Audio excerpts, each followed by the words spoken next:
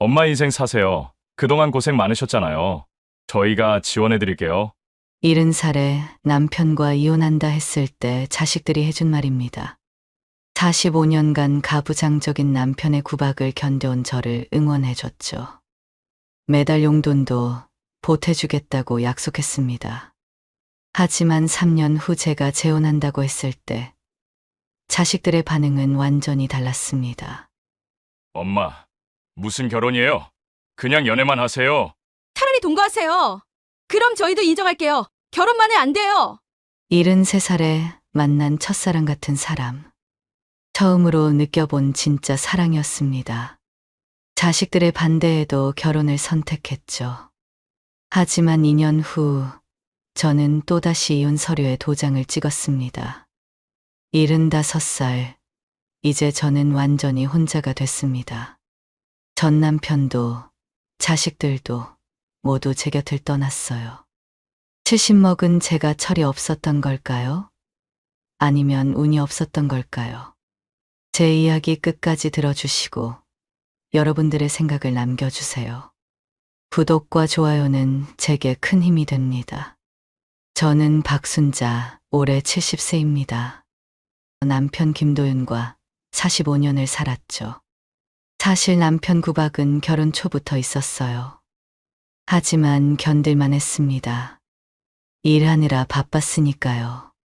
남편은 시청 공무원이었습니다. 60살에 정년 퇴직했죠. 집에만 있으니 답답하다며 아파트 경비 일을 시작했어요. 아침 6시에 나가서 저녁 7시에 들어왔습니다. 그때까지는 그나마 살만했어요. 낮에는 제 시간을 가질 수 있었으니까요. 하지만 작년 남편이 70살이 되면서 경비 일도 그만뒀습니다. 완전 은퇴를 한 거죠. 그때부터 지옥이 시작됐어요. 하루 종일 집에 있으면서 잔소리만 늘어놓았습니다. 아침 7시 정각에 밥상, 점심 12시 정각에 밥상, 저녁 6시 정각에 밥상. 시계 보듯 정확하게 차려야 했죠. 밥 한 숟가락 뜨면서도 불평이었습니다. 간이 싱겁다, 반찬이 맛없다, 국이 식었다. 45년 동안 해온 음식인데 매번 트집을 잡았어요. TV 소리가 크다, 청소를 제대로 안 했다, 빨래는 왜 이렇게 늦게 하냐. 하루 종일 저를 감시하고 지적했습니다. 제일 화가 났던 건 자수 모임을 못 가게 한 일이었어요. 20년 동안 매주 화요일마다 나가던 모임이었습니다. 친구들과 수다 떨며 차 마시는 게 유일한 낙이었죠. 점심은 누가 차려? 밖에서 뭘 그렇게 싸돌아다녀? 집안일이나 제대로 해. 그날 친구 경숙이한테 전화가 왔어요. 다들 기다린다고 왜 안 오냐고요. 전화기 너머로 친구들의 웃음소리가 들렸습니다. 저는 거짓말을 했죠. 몸이 좀 안 좋아서 못 간다고요. 수화기를 내려놓고 부엌에 서서 한참을 울었습니다. 25살에 시집와서 45년을 이렇게 살았구나 싶었어요. 어느 날 아침이었습니다. 남편이 또 밥상을 보며 짜증을 냈어요. 늘 듣던 소리였지만 그날따라 유독 견디기 힘들었습니다. 밥상을 치우며 문득 깨달았어요. 이렇게는 못 살겠다고요. 큰아들한테 전화했습니다. 아들은 서울에서 대기업 다니며 잘 살고 있었죠. 엄마, 무슨 일이야? 목소리가 왜 그래? 엄마가 아빠랑 이혼하려고 해. 전화기 너머로 아들의 숨소리가 멈췄습니다. 잠시 후 아들이 조심스럽게 물었어요. 엄마 인생 사세요. 그동안 고생 많으셨잖아요. 저희가 지원해드릴게요. 둘째 딸도 같은 반응이었습니다. 오히려 왜 이제야 결심했냐고, 진작 그러실 걸 그랬다고 했죠. 자식들이 매달 용돈도 보태주겠다고 약속했어요. 자식들의 응원에 용기를 얻었습니다. 남편한테 이혼 이야기를 꺼낸 건 일요일 저녁이었어요. TV를 보던 남편이 깜짝 놀라며 저를 쳐다봤습니다. 처음엔 농담인 줄 알았나 봐요. 하지만 제가 진지하다는 걸 알자 얼굴이 빨갛게 달아올랐습니다. 순자야, 내가 잘못했어. 앞으로 잘할게. 제발 그런 소리 하지 마. 우리가 몇 년을 같이 살았는데. 45년 만에 처음 듣는 사과였습니다. 가부장적이던 남편이 처음으로 고개를 숙였죠. 하지만 너무 늦었어요. 이미 제 마음은 떠났으니까요. 변호사 사무실에서 이혼 서류에 도장을 찍었습니다. 손이 떨렸지만 후회는 없었어요. 제 3분할로 6억을 받았습니다. 알뜰살뜰 모은 돈과 남편이 번 돈의 절반을 인정받은 거죠. 3억으로 시내 외곽의 작은 아파트를 샀습니다. 24평짜리 아담한 집이었어요. 나머지 3억은 은행에 예금했죠. 공무원 연금 100만 원, 자식들이 주는 용돈 60만 원. 매달 160만 원이면 충분했습니다. 은행 이자도 있으니까요. 이삿날 새 집에 들어서며 깊게 숨을 들이쉬었어요. 혼자만의 공간, 아무도 간섭하지 않는 자유. 드디어 시작된 나만의 인생이었습니다. 이혼한 지 1년이 됐습니다. 매일 아침이 천국이에요. 알람 없이 자연스럽게 눈을 뜹니다. 9시든 10시든 제 마음대로죠. 침대에 누워 창밖을 바라보며 생각해요. 오늘은 뭘 하고 놀까? 화요일 자수 모임이 다시 시작됐습니다. 20년 지기 친구들이 저를 반갑게 맞아줬어요. 경숙이가 제일 먼저 안아줬죠. 순자야, 잘했어. 이제야 내 얼굴에 생기가 도네. 점심 먹고 카페에서 수다 떨다가 저녁에 집에 들어옵니다. 냉장고에서 반찬 꺼내 대충 먹어도 눈치 볼 사람이 없어요. 김치에 밥만 먹어도 라면 끓여 먹어도 자유입니다. TV 채널도 제 맘대로 돌리고 밤늦게까지 드라마 정주행해도 잔소리하는 사람이 없죠. 공무원 연금에 자식들이 주는 용돈이면 혼자 쓰기엔 충분합니다. 옷도 사고 화장품도 사고 친구들이랑 맛있는 것도 먹어요. 남편 눈치 보며 아껴 쓰던 시절이 까마득하네요. 지난달 손주 유치원 졸업식에 갔다가 전 남편을 마주쳤습니다. 손주 유치원 졸업식인데 당연히 할아버지도 왔겠죠. 복도에서 마주쳤을 때 잠시 멈칫했어요. 잘 지내? 네, 잘 지내요. 그게 끝이었습니다. 45년을 함께 산 사이가 이렇게 남남이 되는구나 싶었어요. 며느리가 어색해하며 저희를 번갈아 봤지만 저는 담담했습니다. 전 남편이 가끔 전화를 했어요. 처음엔 화가 난 목소리였다가 나중엔 그리워하는 듯한 목소리로 바뀌었죠. 하지만 전 받지 않았습니다. 돌아갈 마음이 조금도 없었으니까요. 어느 날 자수 모임에서 작품 전시회를 준비하고 있었어요. 경숙이가 갑자기 말을 꺼냈습니다. 순자야, 내가 아는 할아버지가 있는데 소개시켜줄까? 무슨 소리야? 난 혼자가 좋아. 이렇게 편할 수가 없는데. 정말 진심이었어요. 매일이 자유롭고 행복했거든요. 아침에 일어나면 오늘은 뭘 할까 기대되고 밤에 잠들 때는 오늘도 좋은 하루였다고 생각했습니다. 하지만 경숙이는 포기하지 않았어요. 일주일 내내 그 할아버지 얘기를 했습니다. 73살이고 5년 전에 부인을 암으로 먼저 보냈대요. 은퇴한 교장 선생님이고 자식들도 다 잘 산다고 했죠. 말벗이라도 있으면 좋잖아. 그 할아버지도 혼자시래. 외로워하시더라고. 저는 외롭지 않았어요. 오히려 혼자인 게 너무 좋았죠. 하지만 경숙이가 하도 졸라서 결국 한 번만 만나보기로 했습니다. 딱 한 번만이야. 커피 한 잔 마시고 헤어지는 거야. 만나기로 한 날이 다가왔습니다. 옷장 앞에서 뭘 입을까 고민하다가 웃음이 났어요. 70 넘은 나이에 무슨 소개팅이냐고요. 그래도 단정한 옷을 골랐습니다. 연보라색 카디건에 검은색 바지. 거울을 보니 나쁘지 않네요. 약속 장소는 시내 호텔 커피숍이었습니다. 들어서니 창가 자리에 할아버지가 앉아 있었어요. 강태수 73세. 흰 머리를 단정하게 넘기고 감색 재킷을 입은 모습이 점잖아 보였습니다. 처음 뵙겠습니다. 강태수입니다. 박순자예요. 경숙이가 하도 권해서 나왔어요. 어색한 침묵이 흘렀습니다. 커피를 시키고 조심스럽게 대화를 시작했어요. 날씨 얘기, 경숙이 얘기, 자수 얘기. 시시콜콜한 일상 대화였지만 이상하게 편안했습니다. 태수 씨는 제 얘기를 진지하게 들어줬어요. 고개를 끄덕이며 맞장구를 쳐주고 가끔 조용히 웃어줬죠. 전 남편과는 다른 사람이었습니다. 자수를 20년이나 하셨다니 대단하세요.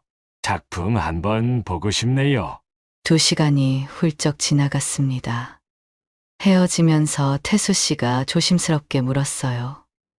다음 주에 또 만날 수 있냐고요. 거절하려다가 그냥 고개를 끄덕였습니다. 집에 돌아와서 생각했어요. 뭐 하는 짓인가 싶으면서도 한편으론 궁금했습니다. 다음 만남이 어떨까? 가슴 한구석이 간질거렸어요. 이런 기분 정말 오랜만이었습니다. 2번째 만남은 일주일 후였습니다. 태수 씨가 전화해서 점심 같이 하자고 했어요. 거절할 이유가 없었죠. 식당에서 만났는데 이번엔 덜 어색했습니다. 순자 씨, 자수 작품 가져오셨어요? 정말 보고 싶었는데. 핸드백에서 작은 액자를 꺼냈어요. 작년에 완성한 모란꽃 자수였죠. 태수 씨 눈이 반짝였습니다. 정말 섬세하네요. 이런 재능이 있으셨구나. 아내도 뜨개질을 좋아했는데 5년 전에 먼저 갔습니다. 목소리가 잠시 떨렸어요. 췌장암으로 6개월 만에 떠났다고 했습니다. 병원에서 손잡고 마지막까지 함께 했다고요. 전 조용히 들어줬습니다. 때론 말보다 침묵이 위로가 되니까요. 3번째 만남부터는 자연스러워졌어요. 만날 때마다 새로운 곳을 갔습니다. 박물관, 미술관, 공원. 태수 씨는 교장 선생님답게 아는 게 많았어요. 그림 앞에서 화가 이야기를 들려주고 역사 유물 앞에서는 그 시대 이야기를 들려줬죠. 어느새 일주일에 2-3번은 만나게 됐습니다. 전화도 매일 했어요. 잘 잤냐고, 밥은 먹었냐고. 사소한 안부지만 마음이 따뜻해졌습니다. 순자야, 요즘 얼굴이 완전 꽃이 폈네. 태수 씨랑 잘 돼가니? 그냥 친구야. 말벗이라니까. 그런데 정말 친구일까요? 태수 씨를 만날 때마다 거울을 한 번 더 보게 되고 립스틱도 다시 바르게 됐어요. 이런 마음 50년 전 선볼 때 이후로 처음이었습니다. 동물원에 간 날이 기억납니다. 평일이라 한산했어요. 코끼리 우리 앞에서 태수 씨가 말했습니다. 손주들이랑 왔던 기억이 나네요. 이제는 다 커서 할아버지랑 안 놀아줘요. 저도요. 중학생 되니까 할머니는 관심 바뀌더라고요. 서로 보며 웃었어요. 비슷한 처지라는 게 위안이 됐습니다. 기린을 보다가 태수 씨가 제 손을 살짝 잡았어요. 놀라서 빼려다가 그냥 뒀습니다. 거칠지만 따뜻한 손이었어요. 영화관에 간 날은 더 특별했습니다. 오랜만에 보는 한국 영화였어요. 어두운 극장 안 옆자리 태수 씨의 숨소리가 들렸습니다. 영화 중반쯤 태수 씨가 제 손을 잡았어요. 이번엔 제대로 10손가락을 깍지 끼듯이요. 심장이 미친 듯이 뛰었습니다. 73살에 이런 설렘이라니. 영화가 뭔지도 모르겠더라고요. 그냥 잡힌 손의 온기만 느껴졌어요. 손바닥에 땀이 났지만 놓고 싶지 않았습니다. 영화가 끝나고 밖으로 나왔어요. 해가 지고 있었죠. 태수 씨가 조심스럽게 물었습니다. 순자 씨, 저녁 같이 하실래요? 와인 한잔 하면서요. 고개를 끄덕였어요. 레스토랑에서 와인을 마셨습니다. 얼굴이 빨개졌죠. 태수 씨도 마찬가지였어요. 취기가 오르자 태수 씨가 고백했습니다. 순자 씨, 저는 당신이 정말 좋아요. 이 나이에 무슨 사랑이냐 하겠지만 진심입니다. 가슴이 뭉클했어요. 45년 결혼 생활 동안 한 번도 듣지 못한 말이었으니까요. 택시를 타고 제 집 앞에 왔어요. 내리려는데 태수 씨가 제 손을 잡았습니다. 무언의 질문이었죠. 저는 대답 대신 태수 씨를 집으로 이끌었습니다. 거실 불을 켜지 않았어요. 달빛만 창으로 들어왔죠. 태수 씨가 저를 안았습니다. 조심스럽게, 그러나 간절하게. 15년 만이었어요. 남자의 품에 안긴 게, 아니, 어쩌면 진짜 사랑을 느낀 건 태어나서 처음인지도 모릅니다. 그날 밤, 저는 살아있음을 느꼈어요. 여자로서, 한 사람으로서 아직 끝나지 않았다는 걸 알았죠. 태수 씨도 눈물을 흘렸어요. 5년 만에 다시 찾은 온기가 고마웠다고 했습니다. 새벽에 태수 씨가 돌아간 후 침대에 누워 천장을 바라봤어요. 73살에 찾아온 사랑. 미친 짓일까요? 하지만 가슴이 이렇게 뛰는데 이게 사랑이 아니면 뭐겠어요. 전 남편과 45년을 살면서도 느껴보지 못한 이 떨림. 이제야 진짜 살아있는 것 같았습니다. 6개월이 흘렀습니다. 태수 씨와 저는 거의 매일 만났어요. 아침 산책도 함께하고 시장 장보기도 같이 했죠. 주변에서는 금슬 좋은 노부부로 봤습니다. 실제로도 그랬고요. 어느 일요일 저녁이었어요. 태수 씨가 제 집에서 저녁을 먹다가 갑자기 무릎을 꿇었습니다. 깜짝 놀라서 일으켜 세우려 했는데 태수 씨가 제 손을 잡았어요. 순자 씨, 나머지 인생 저와 함께 해주시겠습니까? 정식으로 부부가 되고 싶어요. 작은 반지 상자를 꺼냈습니다. 화려하진 않았지만 정성이 느껴지는 반지였어요. 눈물이 났습니다. 73살에 받는 청혼이라니. 네, 그러고 싶어요. 망설임 없이 대답했습니다. 태수 씨가 일어나 저를 안았어요. 우리 둘 다 울었습니다.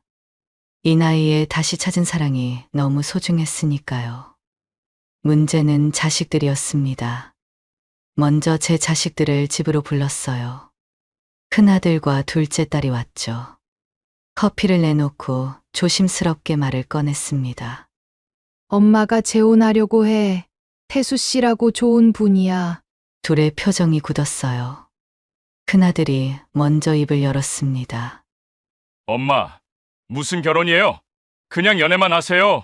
굳이 결혼까지 하실 필요 있어요? 맞아요. 재혼하시면 족보가 꼬여요. 그쪽 자식들이랑 우리랑 너무 복잡해져요. 명절 때는 어떻게 하고요? 충격이었습니다. 이혼할 때는 응원해주던 자식들이 왜 이럴까요? 둘째 딸이 더 충격적인 말을 했어요. 차라리 동거하세요. 그럼 저희도 인정할게요. 결혼만은 안 돼요. 제 자식들이 이럴 줄 몰랐어요. 엄마의 행복보다 체면과 편의가 먼저였던 거죠. 큰아들이 걱정스럽게 물었습니다. 그 할아버지가 엄마 재산 노리는 건 아니죠? 요즘 황혼 사기가 많다던데. 화가 났지만 참았습니다. 태수 씨는 돈이 충분한 분이에요. 오히려 저보다 여유롭죠. 하지만 자식들은 의심의 눈초리를 거두지 않았습니다. 태수 씨 쪽도 비슷했어요. 태수 씨가 자식들에게 재혼 이야기를 꺼내자 난리가 났다고 했습니다. 큰아들이 직접 찾아와서 따졌대요. 아들이 그러더군요. 아버지 재산 때문에 접근하는 거 아니냐고. 혼자 사시는 게 편하지 왜 굳이 재혼하냐고요. 서로의 자식들 때문에 마음이 무거웠습니다. 하지만 포기할 수 없었어요. 45년 전 남편과 살면서도 못 느낀 행복을 이제야 찾았는데 놓칠 순 없었죠. 순자 씨, 우리 그냥 둘이 조용히 결혼해요. 자식들이 인정 안 해도 우린 부부가 되는 거예요. 좋아요. 우리 나이에 눈치 보며 살기엔 남은 시간이 너무 짧아요. 자식들에게 다시 연락했습니다. 결혼할 거라고 반대해도 소용없다고 말했어요. 큰아들이 한숨을 쉬며 말했습니다. 엄마가 그렇게 하시겠다면 저희는 못 가요. 결혼식에도 안 갈 거예요. 가슴이 아팠지만 이해했습니다.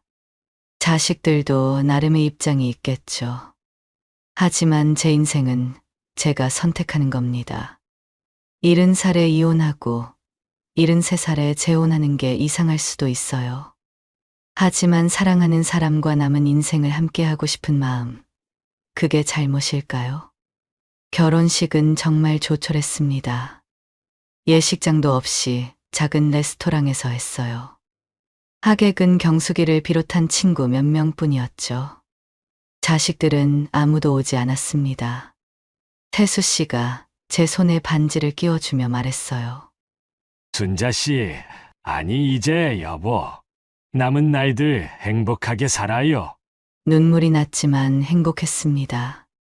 자식들의 축복은 받지 못했지만 서로가 있으니 충분했어요. 경숙이가 박수를 치며 축하해줬습니다. 친구들이 노래도 불러줬어요. 결혼식이 끝나고 집으로 돌아왔습니다. 태수 씨가 짐을 가지고 제 집으로 이사 왔어요. 24평 아파트지만 둘이 살기엔 충분했죠. 거실에 태수 씨가 좋아하는 책들을 놓고 베란다엔 화분을 더 들였습니다. 첫날 밤 태수 씨와 소파에 앉아 TV를 봤어요. 평범한 일상이지만 특별했습니다. 혼자가 아니라 둘이라는 게, 서로를 사랑하는 사람과 함께라는 게 너무 좋았어요. 자식들이 언젠가는 이해해 주겠죠. 아니, 이해 못해도 어쩔 수 없어요. 이건 제 인생이니까요. 결혼 후 6개월, 정말 천국이었습니다. 매일 아침 같이 일어나고, 함께 밥을 먹고, 저녁엔 손잡고 산책을 했어요. 신혼부부처럼 다정했습니다. 태수 씨는 요리도 곧잘 했어요. 가끔 제가 자수모임 가는 날엔 저녁을 차려놓고 기다렸죠. 전 남편과는 정반대였습니다. 서로를 배려하고 아끼는 게 이렇게 행복한 일인 줄 이제야 알았어요. 하지만 추석이 되자 현실이 드러났습니다. 태수 씨 자식들이 인사하러 왔어요. 큰아들과 딸, 며느리까지.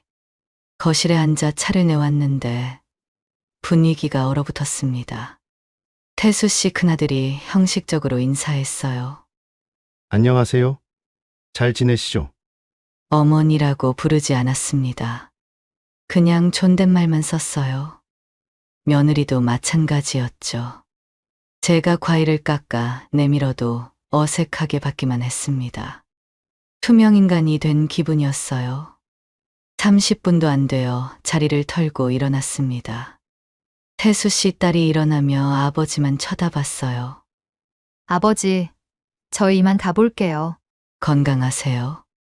저를 쳐다보지도 않고 나갔어요. 태수 씨가 미안해하며 제 손을 잡았지만 씁쓸함은 가시지 않았습니다. 일주일 후, 이번엔 제 자식들이 왔어요.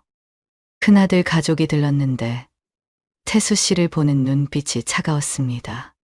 손주가 할머니하고 달려왔다가 태수 씨를 보고 멈칫했어요. 손주가 조심스럽게 물었습니다. 할머니, 이 할아버지는 누구예요? 할머니 남편이야. 새 할아버지. 손주가 고개를 갸웃거렸고 며느리가 재빨리 아이를 데리고 나갔습니다. 큰아들도 태수 씨와는 눈도 마주치지 않았어요. 태수 씨가 말을 걸어도 짧게 대답할 뿐이었죠.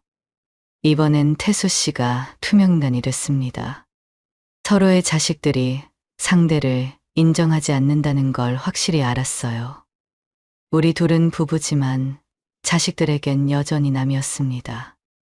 결정적인 일이 터진 건 둘째 딸 아이 돌잔치 때였습니다.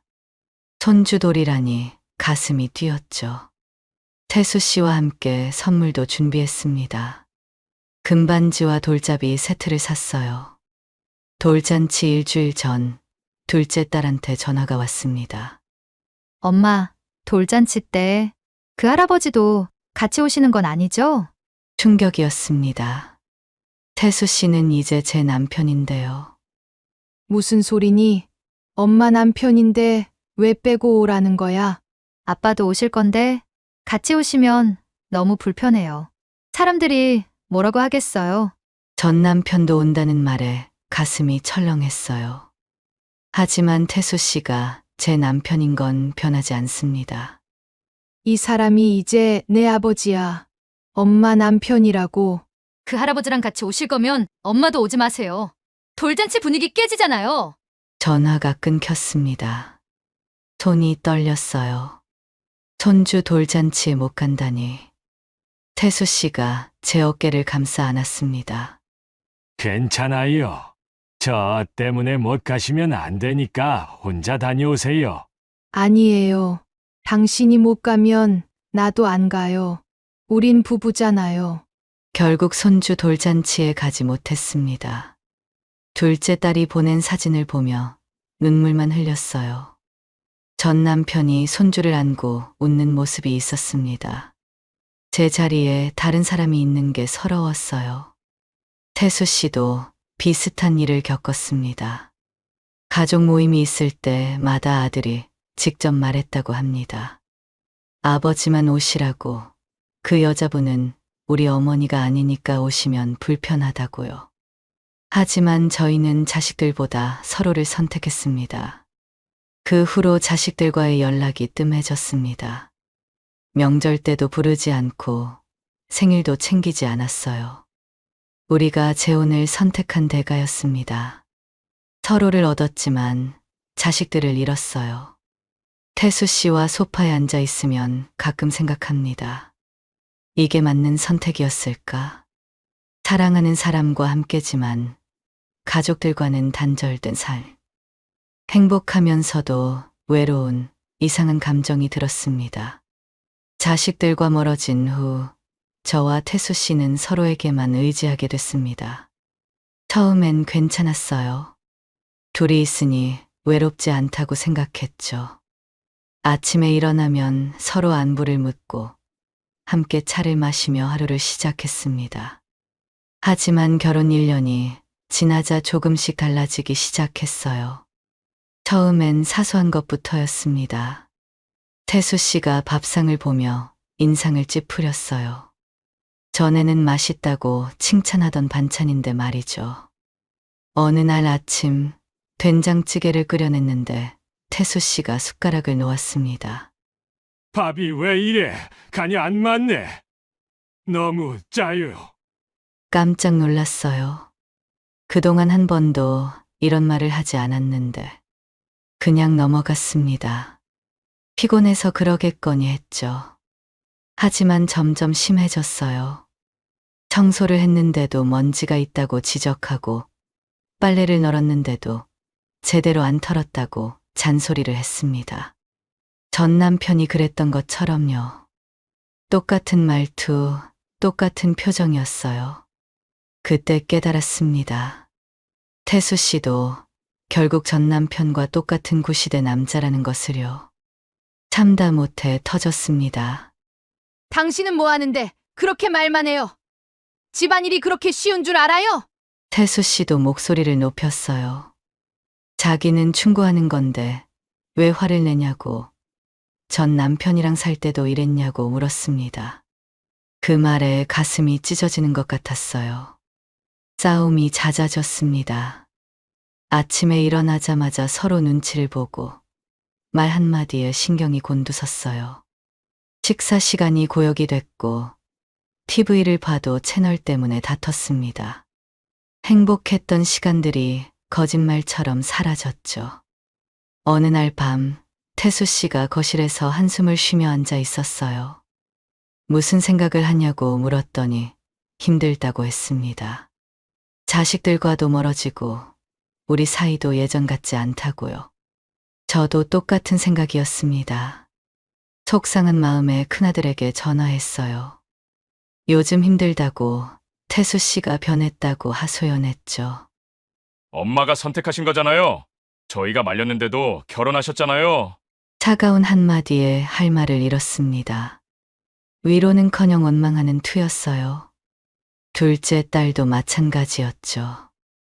엄마가 알아서 해결하라는 말뿐이었습니다. 태수 씨도 자식들에게 연락했나 봐요. 하지만 돌아온 반응은 똑같았다고 했습니다. 아들이 그러더군요. 아버지, 저희 말 들으실 걸 그랬죠. 이제 와서 무슨 소용이냐고. 서로를 위로할 수도 없었어요. 오히려 서로가 서로에게 짐이 된 것 같았습니다.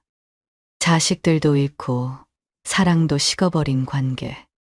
이게 우리가 원했던 삶일까요? 결국 별거를 결정했습니다. 태수 씨가 원룸을 구해 나갔어요. 짐을 싸는 뒷모습을 보며 눈물이 났지만 말리지 못했습니다. 아니, 말리고 싶지 않았어요. 다시 혼자가 되고 싶었으니까요.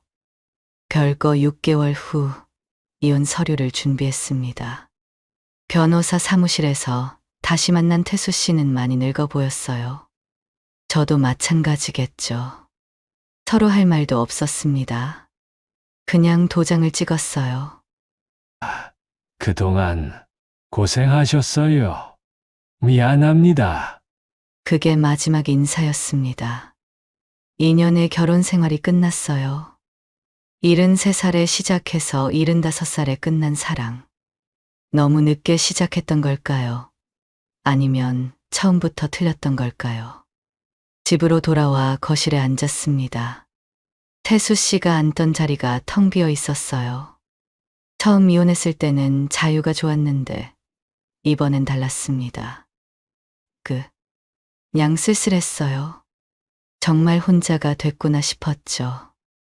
자식들에게도 태수 씨에게도 연락하지 않았습니다. 그냥 혼자 밥을 먹고 혼자 TV를 보고 혼자 잠들었어요. 이게 제가 선택한 길이니까요. 후회해도 돌이킬 수 없는 길이었습니다. 혼자 남은 저는 후회의 나날을 보냈습니다. 아침에 눈을 뜨면 천장만 바라봤어요. 일어날 이유가 없었죠. 자수 모임도 나가지 않았습니다. 경숙이가 여러 번 전화했지만 받지 않았어요. 문득 전 남편이 그리웠습니다. 45년을 함께 산 사람인데 구박했지만 그래도 정이 있었죠. 늙어서 혼자 있으려니 외롭다는 생각이 들었어요. 용기를 내어 전 남편에게 전화를 걸었습니다. 떨리는 손으로 번호를 눌렀어요. 신호음이 길게 느껴졌습니다. 다 늙어서 딴 남자랑 놀아나니 좋았어? 이제 와서 뭐하러 연락해? 다시는 전화하지 마. 뚝 끊긴 전화. 귀가 멍했습니다. 그래도 혹시나 했는데 역시 돌아갈 곳은 없었어요. 자식들에게도 연락했습니다. 큰아들은 바쁘다며 전화를 빨리 끊었고 둘째 딸은 아예 받지 않았어요. 명절이 다가왔지만 아무도 부르지 않았습니다. 엄마, 이번 추석은 그냥 쉬세요. 저희끼리 모일게요. 그게 전부였어요. 자식들에게도 버림받았습니다. 소파에 앉아 빈 아파트를 바라봤어요. 24평 아파트가 이렇게 넓은 줄 몰랐습니다. 통장을 펼쳐봤어요. 돈은 있는데 쓸 곳이 없었죠. 혼자 먹는 밥, 혼자 보는 TV. 돈이 무슨 소용인가 싶었습니다. 창밖을 보니 경숙이가 손주와 손잡고 걷고 있었어요. 행복해 보였습니다. 남편도 있고 자식들도 자주 찾아오고 손주들도 할머니를 좋아한다고 했죠. 그냥 혼자 살 걸. 이혼만 하고 재혼은 안 할 걸. 빈 거실에 제 목소리만 울렸습니다. 75살. 이제 와서 후회해도 늦었어요. 전 남편도 자식들도 태수 씨도 모두 제 곁을 떠났습니다. 가끔 생각합니다. 그냥 참고 살 걸. 남편 구박받아도 자식들이랑 같이 있는 게 나았을까? 아니면 이혼은 했어도 재혼은 하지 말 걸. 혼자 자유롭게 살다가 자식들이랑 명절이나 보내는 게 나았을까? 하지만 돌아갈 곳은 없습니다. 선택은 제가 했고 결과도 제가 받는 거죠. 남은 인생을 혼자 살아야 합니다. 진짜 혼자요. 이게 내가 원했던 자유일까? 아무도 대답해주지 않았습니다. 박순자 할머니께 응원의 한마디 댓글로 남겨주시면 큰 힘이 될 것 같습니다. 구독과 좋아요도 부탁드립니다.